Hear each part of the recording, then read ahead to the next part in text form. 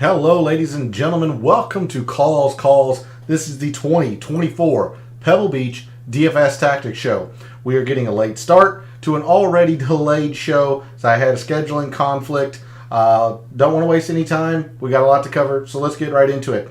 All statistics provided tonight and every night are from FantasyNational.com. It is the best golf analytics tool out there for your money. It's going to make you a much smarter golf gambler and a much better golf DFS player. Go check out FantasyNational.com. You will not regret it. In the description to the video, there are links to all of the social media. First off, my X and Instagram, where I post research weekly on the PGA Tour. That comes out every Monday. I posted research this past Monday about the past 8 winners of the Pebble Beach Pro-Am, the pattern that they follow, and the players who qualified or met that criteria. So if you want to see the weekly research that I do every week on the PGA Tour, then give me a follow at your preferred social media site. X is also where I place my betting cards and my top player exposure, top player usage for the week's tournament. That comes out after the DFS Tactics show. That'll be no different. That comes out later this evening after the show tonight. So if you want to see those pieces of information, then give me a follow over on X. And then lastly, for social media, Gabe's X handle is in the description. He writes a very good article called The Fringe. And if you are a subscriber to his article, which is free to do, you're going to be able to join us in his Substack chat every Wednesday to continue the DFS talk. So go show Gabe some support. Follow him over on social media. And then lastly, we are live. Chat is open. I want to hear from you all. Who are you targeting? Who are you pivoting away from? How much do you think the weather's going to be a factor? And before I forget, I have one more shout out as a commenter. Let me know, and subscriber Jeffrey, let me know that he had Matthew Pavone midweek at 80-1, I believe is what he had. So congratulations, Jeffrey, on your hit on Matthew Pavone this past week at the Farmers. And let's try to keep the momentum going for a lot of the viewers here this week at Pebble Beach. I still have a poll question to type up, so I'm going to be thinking about that here momentarily. But let's figure out our strategies and our tactics for the 2024 Pebble Beach Pro-Am.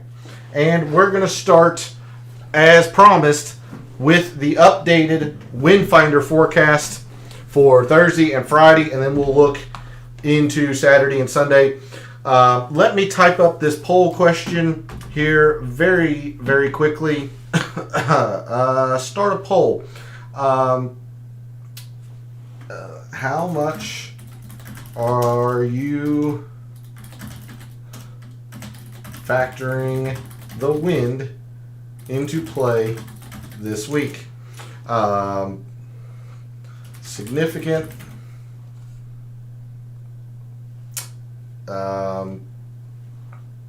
decent, barely, or not at all. All right, so the poll question for this evening, how much are you factoring the wind into play this week? Significant, decent, barely, or not at all? So I'd love to hear your opinion on that for the poll question this evening. And as we look at the super forecast for Pebble Beach, you see today looks like they're getting a whole lot of rain and a whole lot of wind. I mean, if you've been on social media, I'm sure you've seen a couple of videos that have been rolling around how players are hitting drivers on par threes. It's pretty hectic. At least it was today. Now that changes. And coming into tomorrow, it still looks like there is going to be a chance for some precipitation, but the wind backs off into the mid-teens in terms of gusts, looking like, maybe anywhere up to 10 to 12 miles an hour in terms of sustained winds for tomorrow. Friday looks very calm. However, it does look like there's a good chance of rain again in the morning on Friday. So not a whole lot of wind to factor in on Thursday and Friday, at least per the forecast right now. And then we move to the regular forecast, as the super forecast only goes out 3 days. We see Saturday looks very calm as well. Still chilly, still highs in the low to mid 50s. And then the hectic, chaotic Sunday still looks like it is in play with a whole lot of rain, whole lot of wind. So we could be looking at possibly a Monday finish, possibly looking at a condensed Pebble Beach Pro-Am perhaps. So something we're definitely going to want to be on top of with this forecast moving forward tonight into tomorrow morning before lineups lock, if you have the luxury to. If you do not, with this being a no-cut event, it looks like you're just going to play your guys. I wouldn't try to play, any kind of course stack or anything to that effect, or try to game it with the wind and the rain. The only thing I'm going to suggest is that you factor in that there's a high probability of ball in hand. Meaning if players hit the fairways, they're going to have their ball in hand, they can clean it, and so on. So fairways might be a little bit more of a premium this week than you might otherwise think. But with that, let's go ahead and move to Fantasy National. We're going to close that out. In the past 12 months, your top moderate and windy condition players have been Scotty Scheffler, Victor Hovland, Patrick Cantlay, Xander, Wyndham Clark, Jordan Spieth, Corey Connors, Rory, Denny McCarthy, and Matt Fitzpatrick. Those are your top 10 total performers in terms of in moderate and windy conditions. Actually, I don't feel all terribly that confident. I talked about this Monday. I don't feel terribly confident using this difficult relative to par filter, although I did use it once in the mixed condition model, and we'll talk about that here momentarily. I don't feel terribly confident with it because you give pros ball in hand, no matter the conditions, it's going to play pretty easy. I don't want to use the easy relative to par filter, especially with all the wind and the rain and all that stuff, but I don't see this playing difficult. The greens are going to be very soft. They're going to be very receptive. I expect players to be flag hunting quite a bit, and I could see some potential low scores. So I'm not terribly confident in using the difficult relative to par filter. So instead, let's just take a look at short courses, as both Pebble Beach and Spyglass Hill fall under 7,200 yards fairly easily. So in the past 12 months, your top performers on short courses have been Russell Henley, Eric Cole, Ludwig Aubert, Ben On, Justin Thomas, Emiliano Grillo, Denny McCarthy, Keegan Bradley, Scotty Scheffler, and Sung Jae. So there's a look at the top 10 in terms of short course performance. All right, with that, let's go ahead and just jump straight into the mixed condition model that I have built for this week. And I waited as long as possible today to try to let that forecast kind of normalize or become steady, or at least consistent. And gonna be honest with you, I've been fairly confident the past 2 or 3 weeks in the mixed condition models. This one I'm a little hesitant about, only because the weather seems to be so much of a factor. So I just wanted to put that out there from the beginning. I am the least confident that I've been in this mixed condition model for a little while. With that said, our mixed condition model for this week, talked all week how off the tee just doesn't really play a factor around Pebble Beach, so we're skipping that. Instead, we looked through the prior leaderboards last night, and strokes gained approach, especially if it plays difficult, like when the U.S. Open was here at Pebble Beach, if it does indeed play difficult, and with what I expect to be ball in hand for the majority of the tournament, I'm just targeting iron players. I'm targeting the guys that are just going to go at flags. So 20% in strokes gained approach. Normally that would be a little bit heavy. Normally I would not do that at Pebble Beach. But again, with a combination of probably ball in hand The greens are going to be soft, receptive. I expect guys to just be flag hunting quite a bit. It's just I think approach is going to be a key factor this week. 20% in strokes gained approach. I did not skip around the green. I thought about it. The greens are still tiny. The greens are still going to get missed. Pebble Beach and at Spyglass. So 5% in around the green. 5% in putting.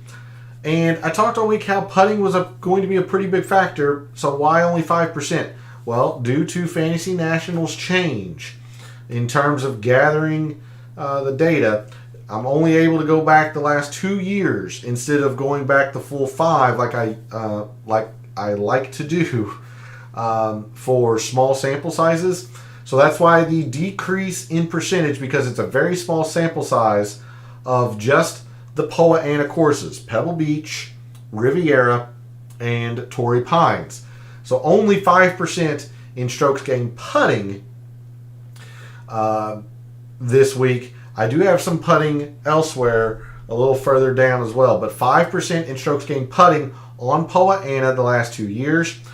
I wanted to put a whole lot more emphasis into greens, but again, I expect this to play fairly, I wouldn't say easy, but probably not as difficult as you might think. And I spent quite a bit of time Monday talking about how there are several several filters you could use for the greens. You could use easy or difficult if you think the tournament's going to play that this week. You could use short courses. I ended up using the moderate and windy filter for greens because of the potential of some winds tomorrow and especially Sunday. Now, Friday and Saturday, the winds look like they're going to be very, very calm. So this very well could be erroneous to put the moderate and windy filter on greens, but I thought it was the most appropriate.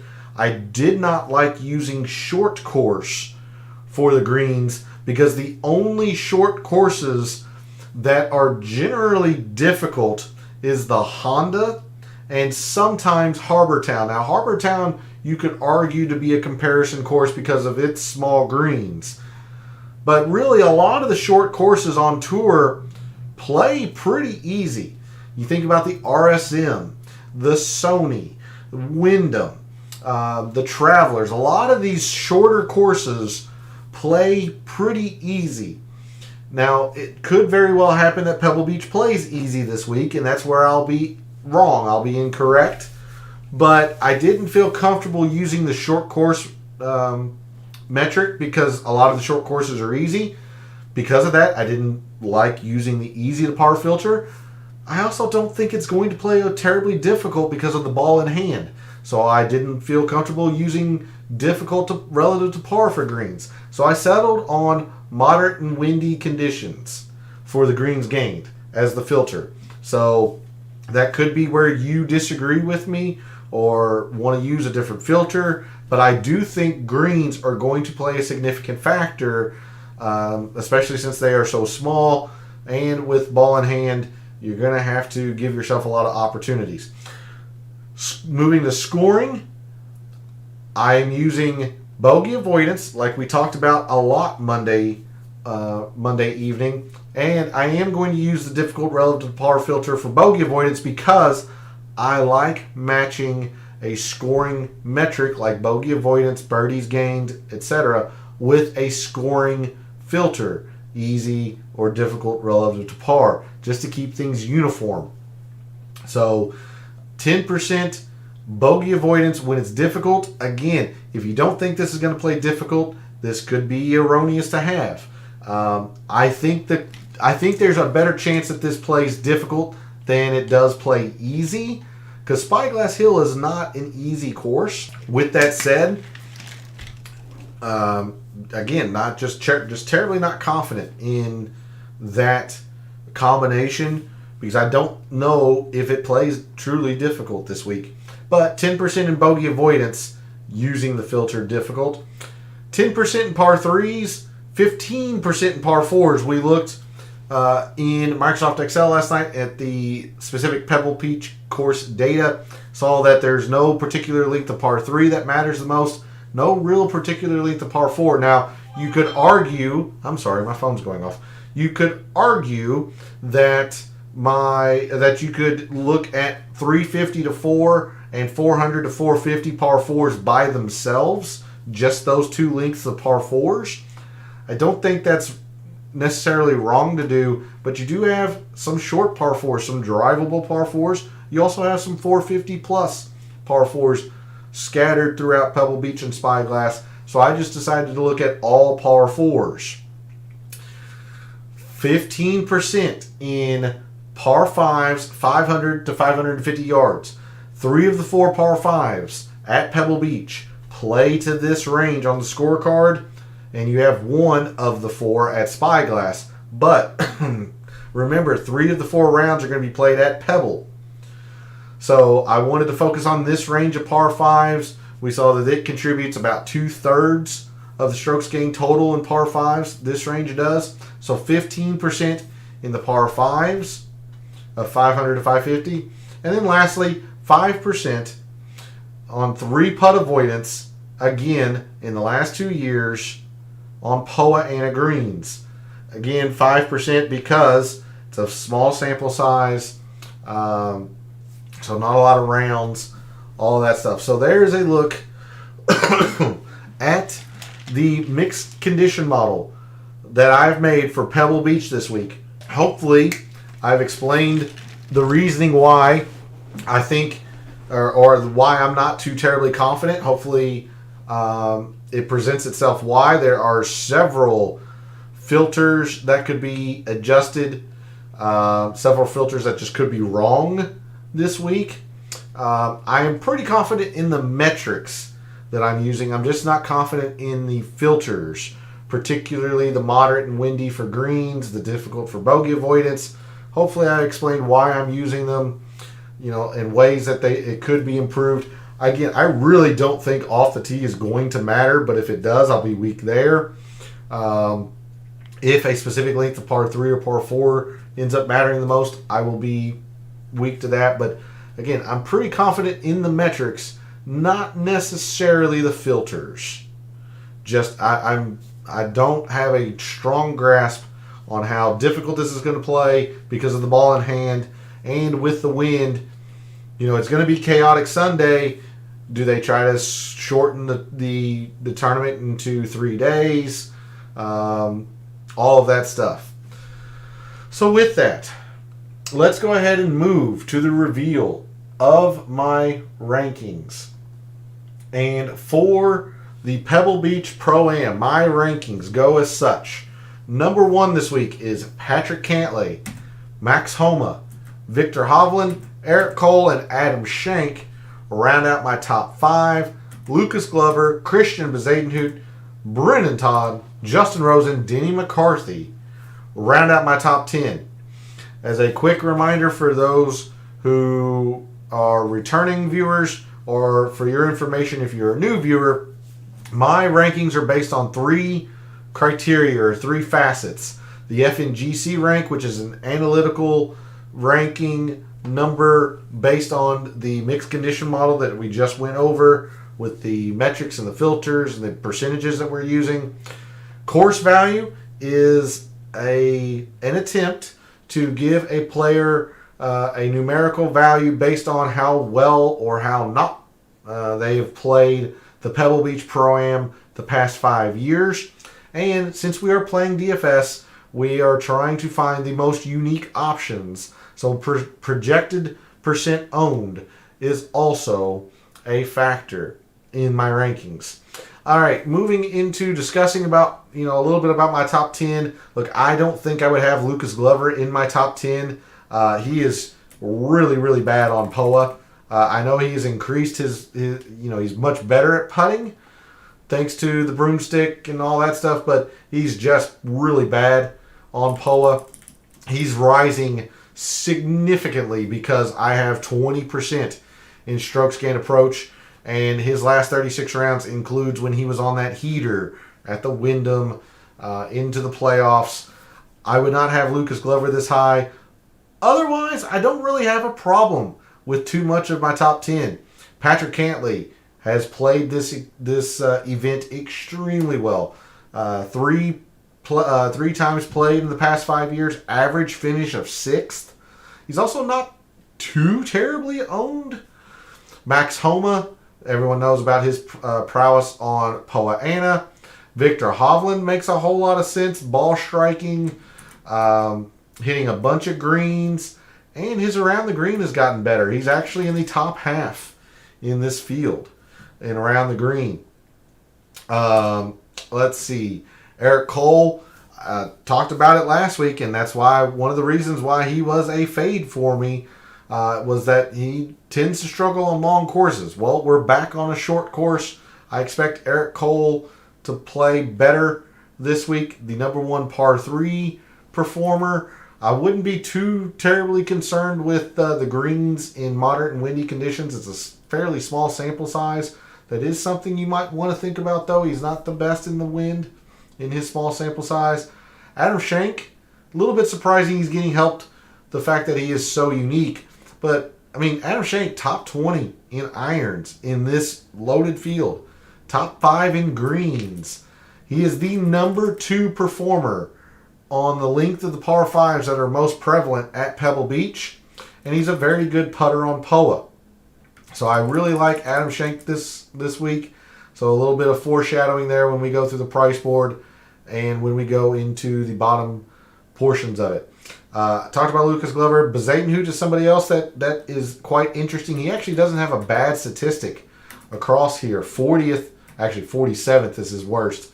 But 40th out of 80, I mean, that's top exactly half. He's got one metric that is, in the bottom half.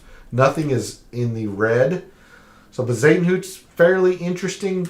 Brendan Todd has played this event extremely well. McCarthy, all-world putter, makes a lot of sense. Justin Rose, defending champion. So there's a look at my top 10. Let's sort on this price board, see where at least the members of Fantasy National are going in the price board, and then see if we can maneuver around that and try to find the best pivots and the players to fade. So in the 10Ks, we have 4 players this week.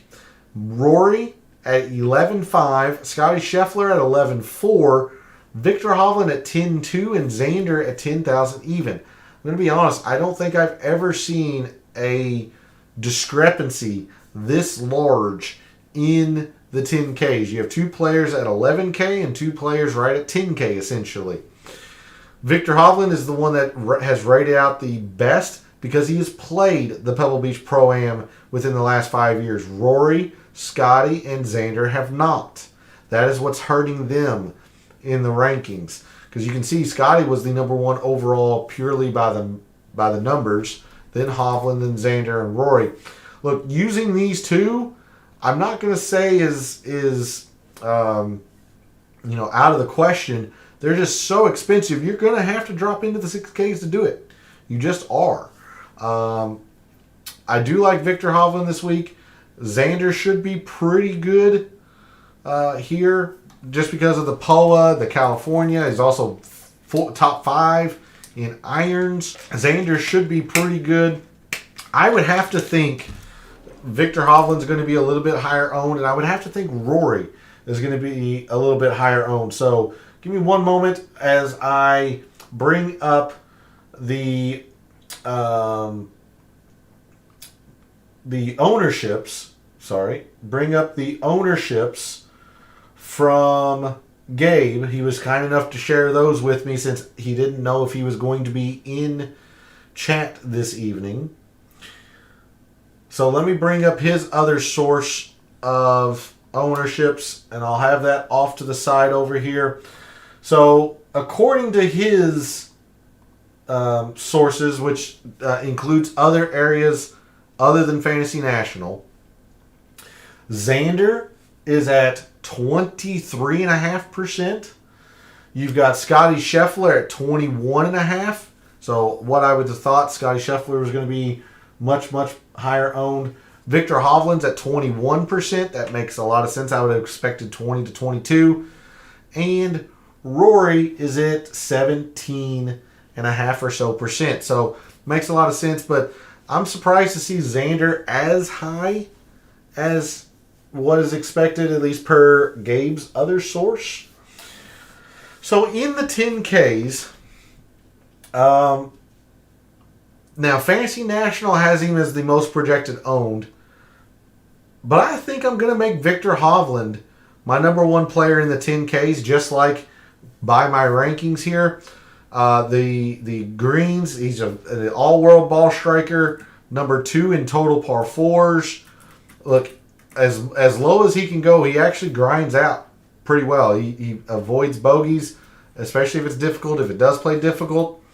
He's actually not too bad of a putter on POA. Now, the 3-putt avoidance is pretty bad, but the putting on POA is not bad, and the around-the-green game has gotten better. So I will use some Victor Hovland. That is some chalk I will eat, especially since he is, in the bottom tier of the 10Ks.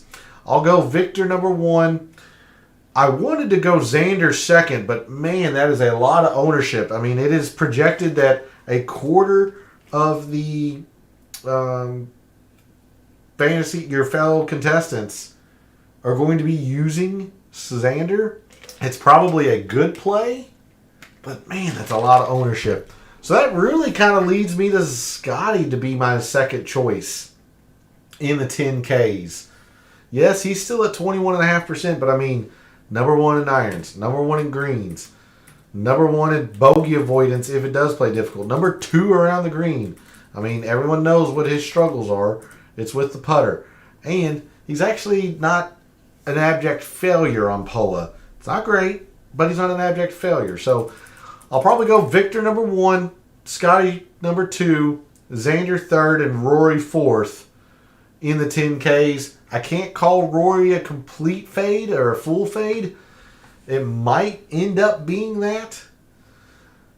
But, man, I don't know. The thing with Rory is, surprisingly, he actually doesn't play these short par 5s all that well.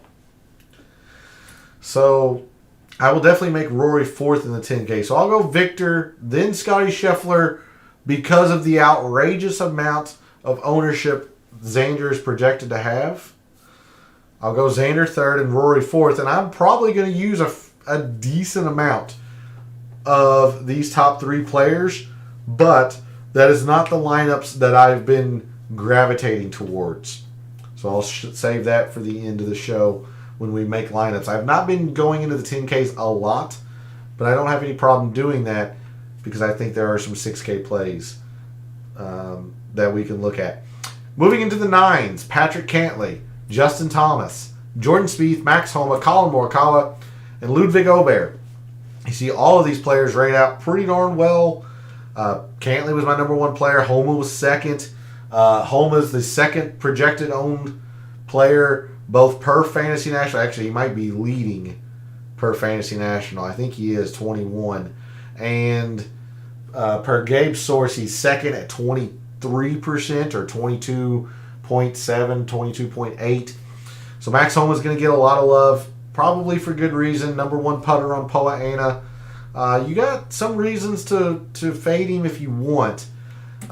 He hasn't been the strongest in the wind. He's actually not the strongest either on these par 5s, these short par 5s, but it has not stopped him from playing extremely well at Pebble Beach in the past.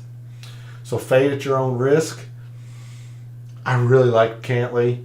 16.5 here at Fantasy National.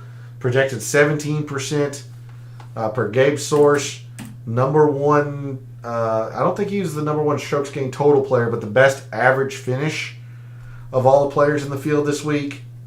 The par 3s could be a little bit of an issue, and I'm not too worried about his POA putting. I mean, I know it was really bad over the weekend at Torrey Pines.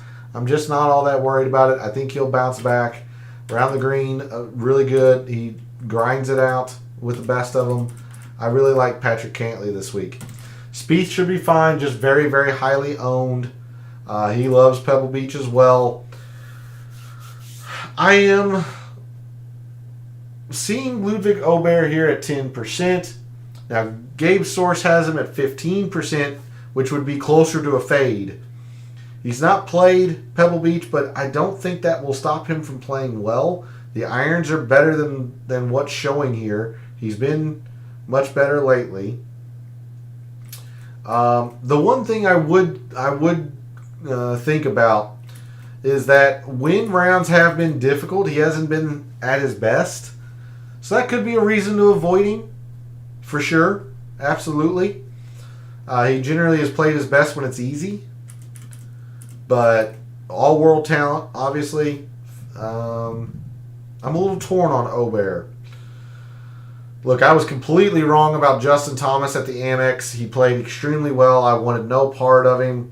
The metrics say he should be close to a fade as well, just due to the amount of players that I like in the 9Ks. But, man, he played really well at the Amex. It sure looked a lot better. These are also factoring in last year, a little bit of last year, which was a struggle for him. So, Thomas is at 16%. So, Fantasy National users are actually targeting Thomas more than Gabe's source. I'm sure I'll have a little bit, but I'm just really, really, really high on Patrick Cantlay. I actually don't mind Morikawa either, even though he's not played the Pebble Beach Pro-Am at least. Third in irons with with the ball in hand and the receptive greens. I expect Morikawa to be very good. An accurate player. You see, he was fourth per just the pure analytics. He's getting hurt by the fact that he doesn't, his course value is high because he's not played it in the past 5 years.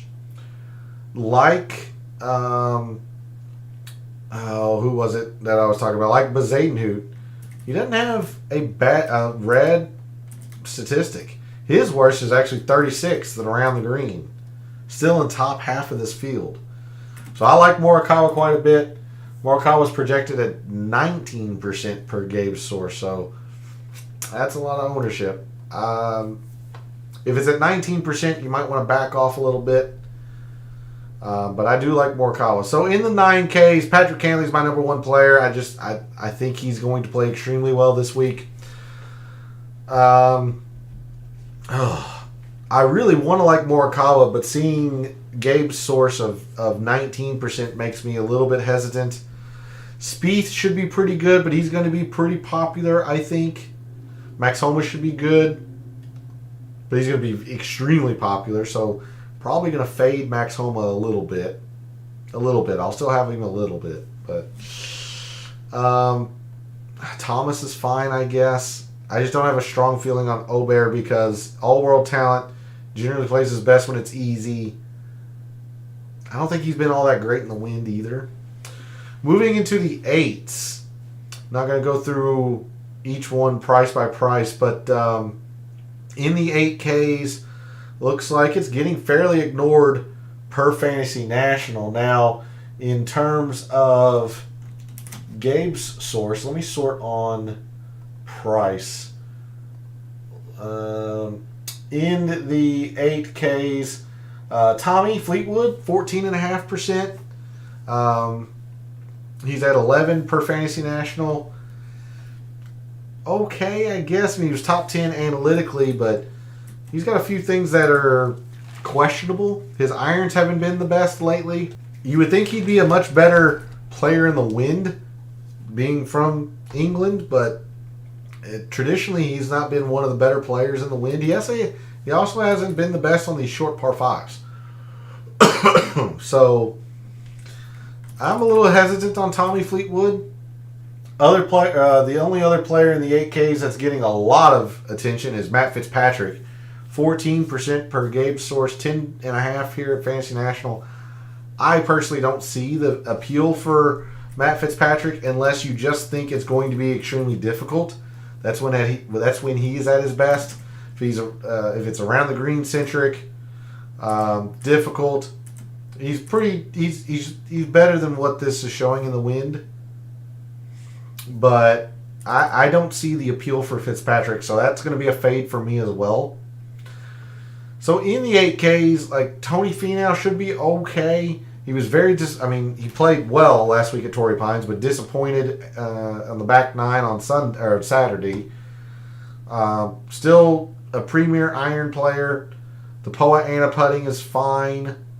Hasn't been as good here at Pebble as he was at Torrey Pines.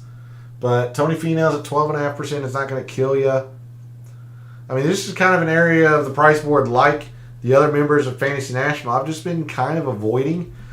If you're a big believer in prior course form or prior course history, Jason Day is somebody to look at. He has played extremely well at the Pebble Beach Pro-Am, especially the last 5 years. Jason Day is projected right at 9% at both places. The irons have been the worst in the field, the worst in the last 36. Par fours haven't been good, and you got to be good there as well.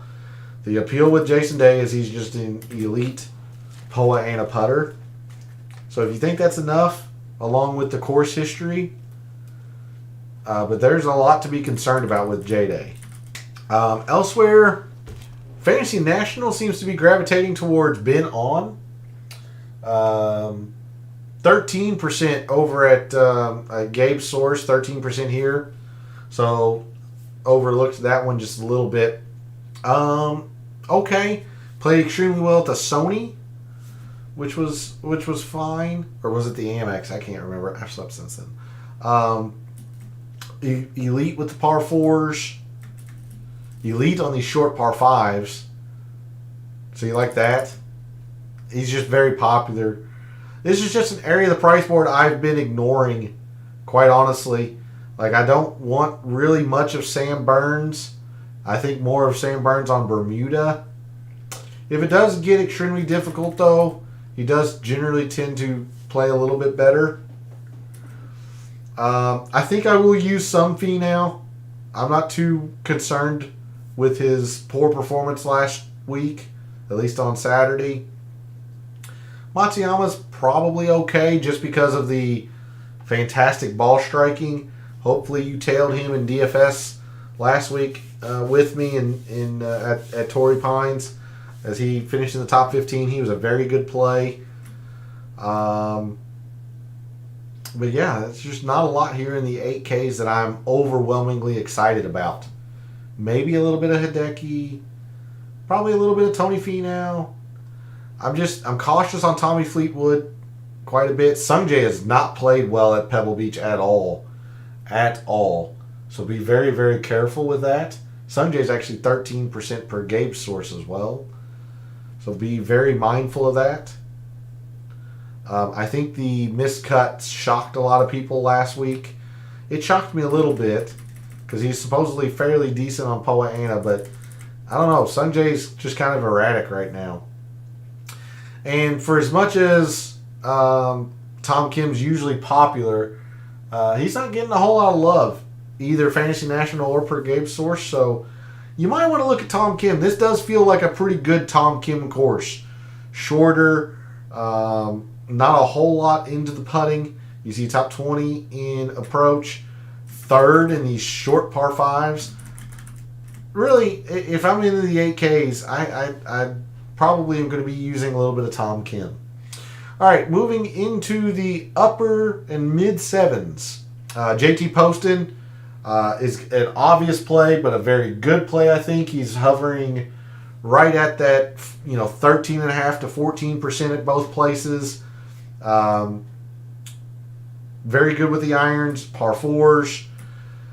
Surprisingly, he has not putt well on Poa annua, but his 3-putt avoidance is very strong on Poa annua. So something here is going to have to normalize. Either he's going to get much better putting or he's going to get worse at 3-putt avoidance. I would expect the putting to get better if he's a good 3-putt avoider. So JT Poston, just understand he's not going to be terribly unique. I love Russell Henley. I know he didn't rate out well for me. 46th. I know the course value isn't all that great. Don't care. We saw he was the number 1 performer on short courses. And I don't have a short course filter in the mixed condition model. That's also hurting him. Good with the irons. Par 4s are 7th. third around the green in this field. Russell Henley is 12% per Gabe Source, 10.5 here. That's not going to kill you. I like Russell Henley a lot in the upper sevens, along with JT Poston, who's just a little bit more widely owned. Take a look at Corey Connors. I know the putter is a disaster on POA especially, but at 4.5% per Fantasy National, Connors is 6% per Gabe Source. Like, number 2 in greens when it's windy. He's just not going to take himself out of too many holes. So you look at Corey Connors a little bit.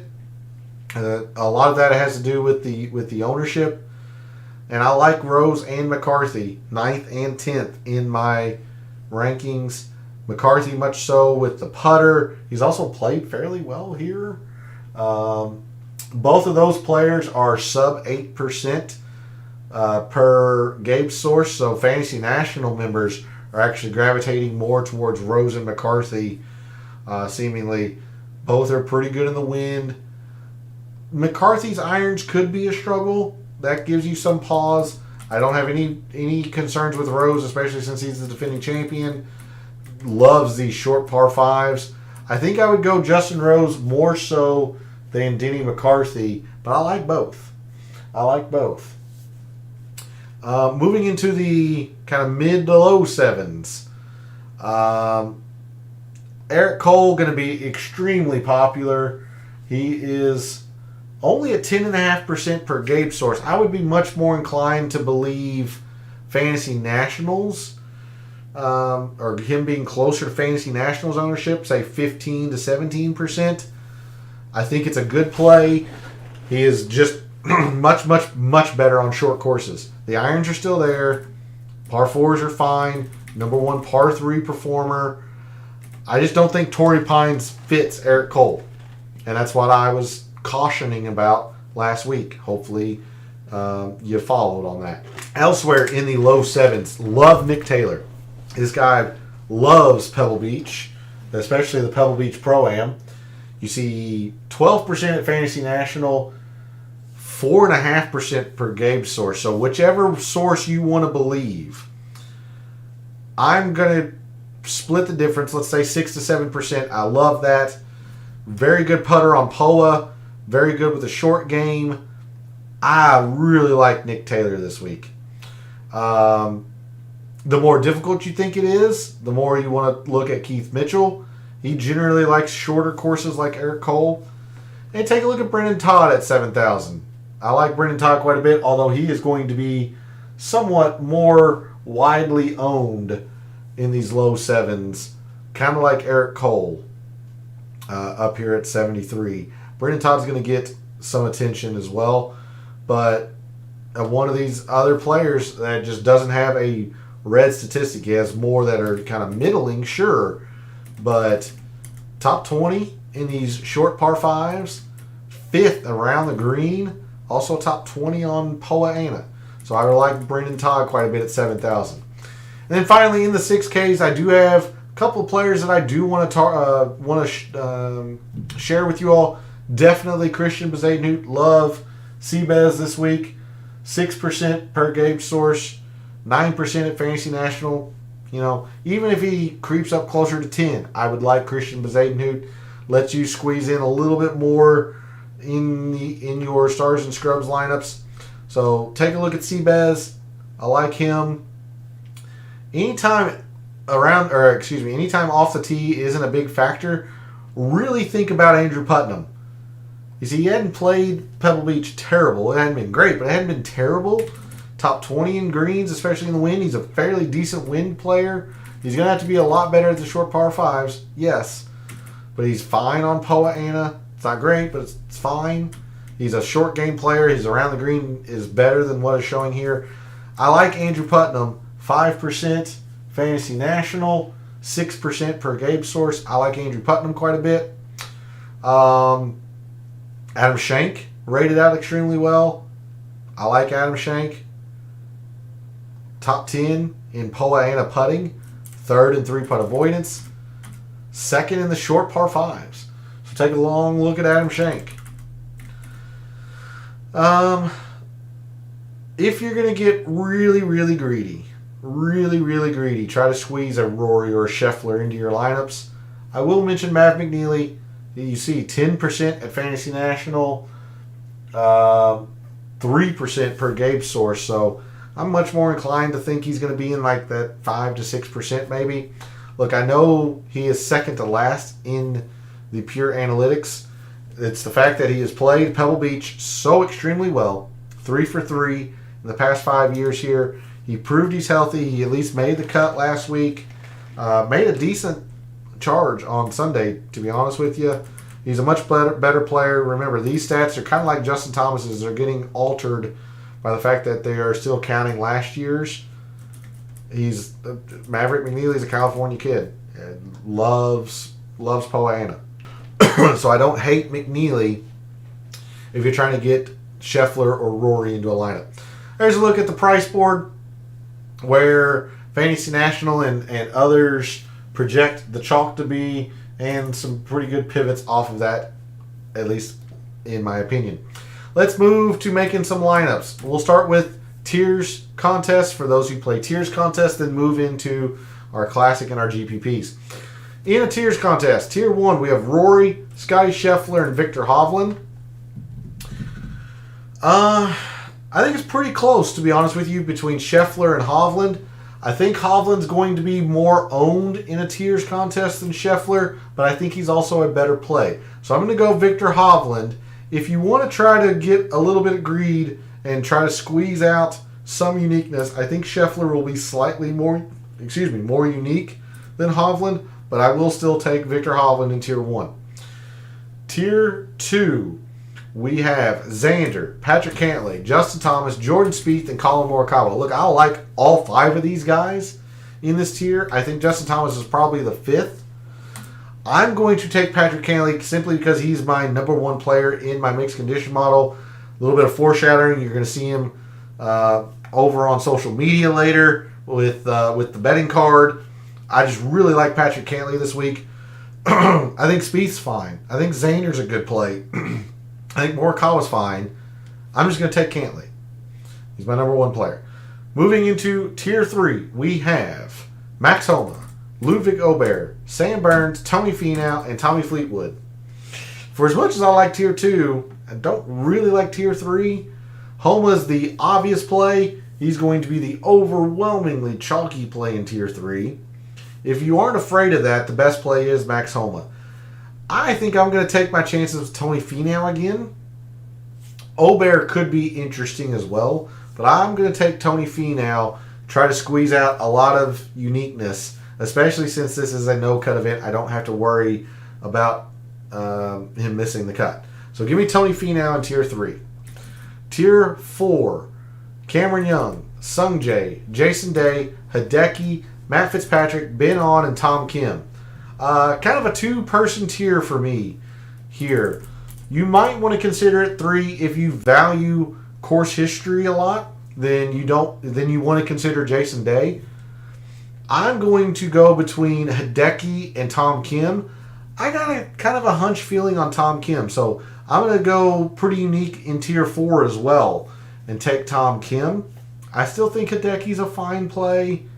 I think Jason Day is okay, but give me Tom Kim in Tier 4. This feels like a pretty good Tom Kim fit. Tier 5, Nikolai Højgaard, JT Poston, Sahith Theegala, Beau Hossler, Russell Henley, King Bradley, and Corey Connors.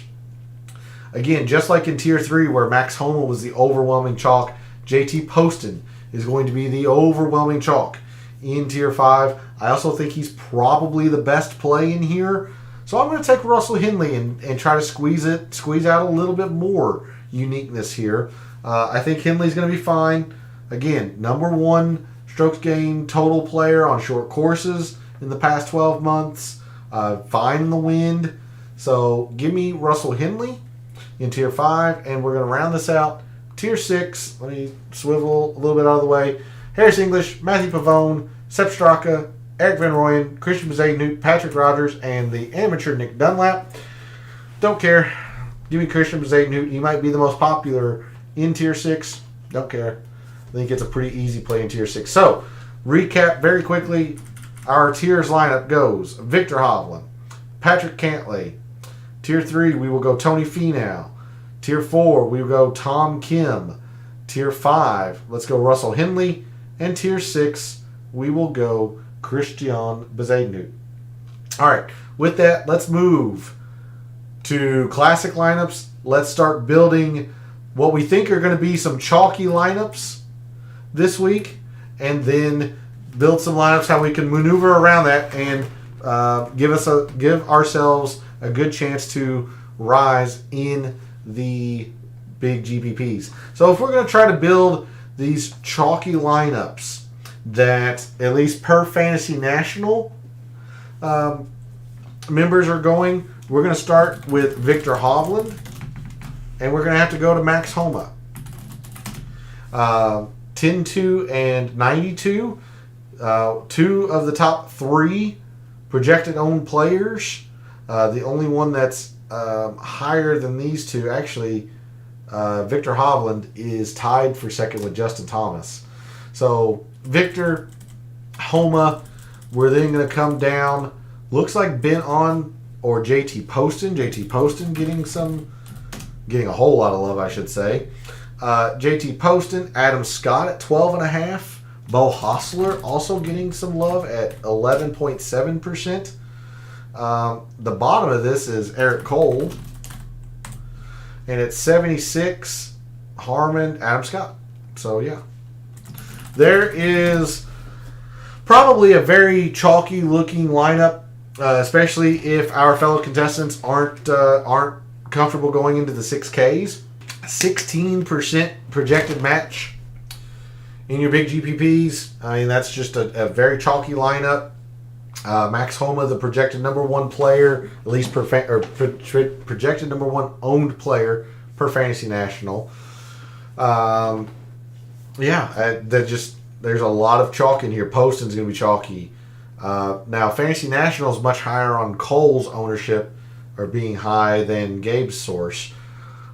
If our fellow contestants are going more of a stars and scrubs, it looks like it's Scotty Scheffler. And in the 10Ks, there are a couple players getting a lot of use, particularly from Fantasy National members. Mark Hubbard, 10.5. Mav McNeely, 10%. I will use Mav McNeely. I still think McNeely's a fine play to squeeze in for this reason, but he is going to be pretty chalky. Just understand that for the bottom of the 6Ks, he's going to be fairly chalky. But Scheffler, McNeely, honestly, they're probably going with Homa in this, but we'll throw in Justin Thomas. Probably fellow contestants are thinking they can try to squeeze in a little bit more with McNeely's 6,200. Coming down, this is probably JT Poston. We'll throw in, probably JT Poston. Eric Cole is in this. And again, at 76 is Adam Scott. So you can move this around a little bit. Perhaps Denny McCarthy might be thrown in this. He's getting at 10% for Fantasy National. Henley's at 10.5 for Fantasy National. He might get thrown into this, but a little bit more unique because they're coming down into the 6Ks for Mav McNeely, and Scheffler's not nearly as chalky as what Gabe's source has him, but still looking at a 14.5%. That's pretty high. Pretty high. This is probably a common shell for your stars and scrubs. So how are we going to maneuver around all this chalk? Well, I told you I haven't been doing much in the 10Ks myself. I'll have a little bit. I have been going to Victor Hovland mostly in the 10Ks, and in with these stars and scrubs lineups, I don't mind throwing in Adam Schenk, who's very unique, or Andrew Putnam, or Christian Bezuidenhout. He might be a little bit more widely owned. I really like Bezuidenhout, but let's save some amount of ownership and let's just throw Adam Schenk in this. So we'll go Adam Schenk, 3.7%, at least per Fantasy National. Still giving us a lot of maneuverability up here. You know, you can use some players in the 9Ks that you like. I think Max Homa is going to be a little bit too popular. Maybe not. But maybe you're on Colin Morikawa. Maybe you're on Jordan Spieth. At 9,400. You see, we still have 8,000 essentially per player.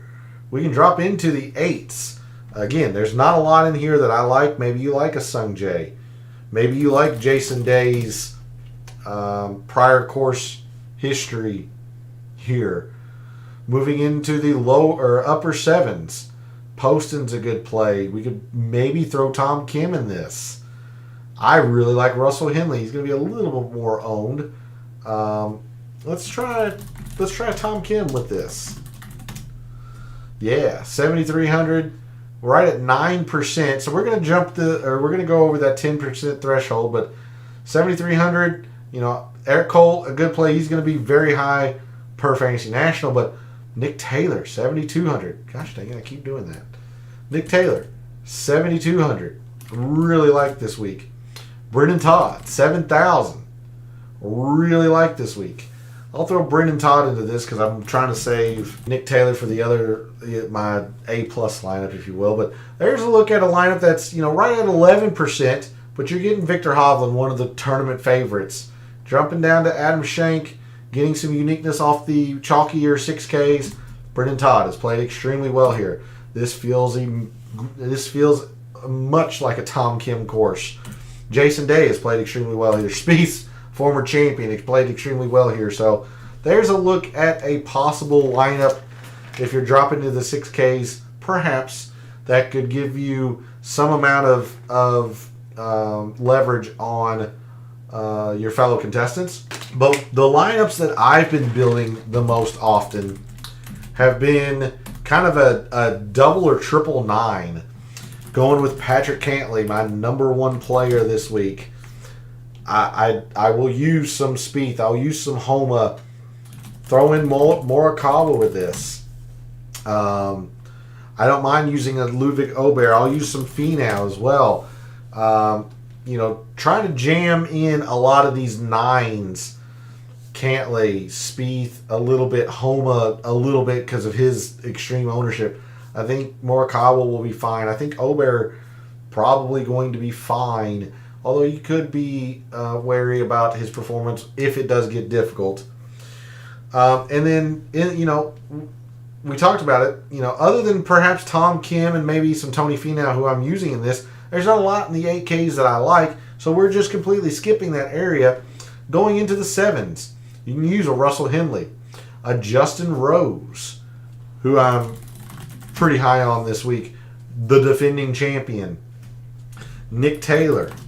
Actually, Nick Taylor goes here. Like, you don't even have to jump into the 6Ks if you don't feel like it. We still have 7,700 to round out this lineup. 77, you know, Connors, who I think is going to be okay this week. Harmon, I'm not necessarily there. Denny McCarthy we could use, absolutely, in this, who's played extremely well at Pebble Beach. You know, there's another 11.5 or so lineup. A different look to the Victor Hovland 10K plus a 6K. But, you know, you don't have to drop into the 6Ks if you don't want to. And you can still find value throughout the price board. Absolutely. Just really, really like Cantlay this week. I really like Nick Taylor. You know, I'll be throwing in some Bezadenhout into these types of lineups. I will drop into the 6Ks for Bezadenhout. Really like him. You can use an Eric Cole. He's just much more projected owned per Fantasy National. But you can use an Eric Cole. I think Eric Cole is going to be pretty good this week. So there's a look at a couple of different builds that you can use this week to try to gain a little bit of leverage on your fellow contestants. I'll stick around for a couple minutes. If you have any other questions, and again, if you're watching live, I would appreciate if you jump into the poll question and answer that. Doesn't look like we have any answers so far. I forgot last week to mention my one and done player. You'll just have to take my word for it. It was Tony Finau, so I was pretty excited until, you know, his back nine on Saturday. This week, because it's a no-cut event, I am going with I'm thinking about two players that that are probably going to be fairly unique, I think, this week in terms of ownership in one and dones. Really, kind of thinking about three. I'm slightly thinking Justin Rose, slightly, but more so, I'm thinking Nick Taylor, who is my number one choice right now, or Christian Bezuidenhout. The more the week has gone on, the more I've really liked the idea of Christian Bezuidenhout. So I'm in one of those, more than likely one of these two. I did want to mention Justin Rose, as that's also a possibility in my mind for one and done. So that's where I am in that regard.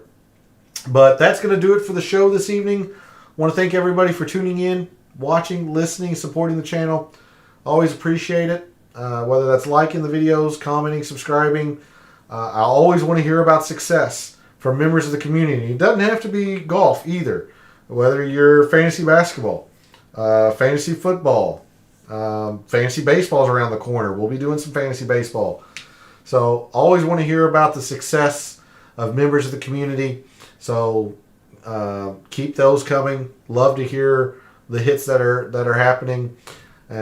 Always appreciate the support. Love what I do. Taking an in-depth look at sports statistics, giving you a statistician, a data analyst's view of what he sees, trying to help us all win a little bit of money in the process.